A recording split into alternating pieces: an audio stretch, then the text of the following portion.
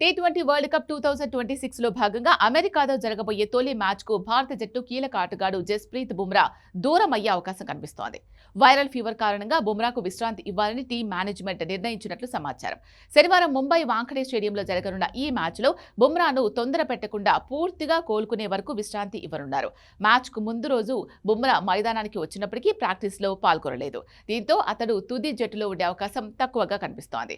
ఈ నేపథ్యంలో మహమ్మద్ సిరాజ్ కు తుది జట్టులో చోటు దక్కే అవకాశం ఎక్కువగా ఉంది. ఇటీవల హర్షిత్ రాణా గాయం కారణంగా టోర్నీకి దూరమైన నేపథ్యంలో సిరాజ్ ను జట్టులోకి తీసుకున్నారు. ఇక ఆల్రౌండర్ వాషింగ్టన్ సుందర్ ఇంకా పూర్తిగా ఫిట్ కాకపోవడం కూడా భారత జట్టుకు ఆందోళన కలిగిస్తోంది. ప్రస్తుతం బెంగళూరులోని సెంటర్ ఆఫ్ ఎక్సలెన్స్ లో రీహాబిలిటేషన్ లో ఉన్న సుందర్ తుది ఫిట్నెస్ క్లియరెన్స్ కోసం ఎదురు చూస్తున్నాడు.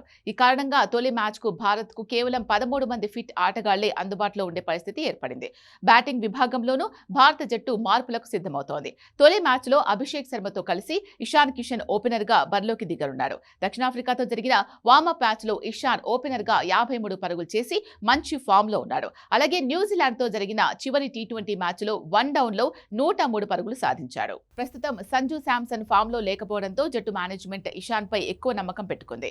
కీలక మ్యాచ్ లో దూకుడుగా ఆడే ఇషాన్ భారత ఇన్నింగ్స్ కు మంచి ఆరంభం ఇస్తాడని భావిస్తున్నారు. మొత్తంగా చూస్తే బుమ్రా లేకపోవడం భారత బౌలింగ్ విభాగానికి కొంత లోటుగా మారే అవకాశం ఉంది. అయితే సిరాజ్, అర్షదీప్ సింగ్ బుమ్రా స్థానాన్ని భర్తీ చేయడానికి సిద్ధంగా ఉన్నారు. అమెరికాతో జరిగే తొలి మ్యాచ్లో గెలుపుతో టోర్నీని ఆరంభించాలి అనే లక్ష్యంతో భారత్ బరిలోకి దిగనుంది.